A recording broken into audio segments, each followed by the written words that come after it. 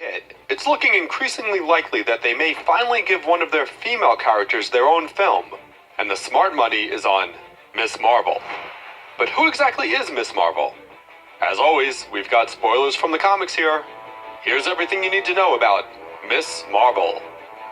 Now, there have actually been 4 characters called Miss Marvel, but we're gonna mostly focus on the first, Carol Danvers. Debuting in Marvel Superheroes number 13 in 1968, Danvers was created by Roy Thomas and Gene Colan. At the time, she was just an ordinary human, the security chief at the Air Force Base where the alien Kree hero Captain Marvel worked. She was just a supporting character, and then the love interest in his book for a time. But the following year, in Captain Marvel number 18, an accident caused Danvers' DNA to take on Kree attributes. And while it took a while, Carol eventually showed up with powers of her own in 1977. Miss Marvel was born. At the start of her costume career, Carol was Marvel's answer to the women's liberation movement, but she also suffered from a multiple personality disorder. She didn't know she was Miss Marvel, and Miss Marvel didn't know she was Danvers. The character would face several such difficulties in the years to come. She continued to star in her own book, eventually figuring out that Carol and Miss Marvel were the same person, and then she joined the Avengers. I don't know what to say. Unfortunately, this led to a notorious episode in the character's history in Avengers number 200. Discovering that she was pregnant, after just a few days, Carol came to full term and gave birth to a child named Marcus, who, it turned out, was his own father. However that works. Never mind. And apparently, he had impregnated Carol against her will while she was under mind control, which is pretty disturbing. Leaving the Avengers with Marcus for the dimension known as Limbo, Danvers would return a year later, where scripter Chris Claremont called bullshit on that whole creepy storyline. As did Carol, who pointed out to the Avengers that they had stood by and let their former teammate and friend essentially be abducted and taken advantage of. Earth's mightiest heroes indeed. Claremont, who at this point was in the middle of his hugely influential run on X-Men, transplanted Carol to that book.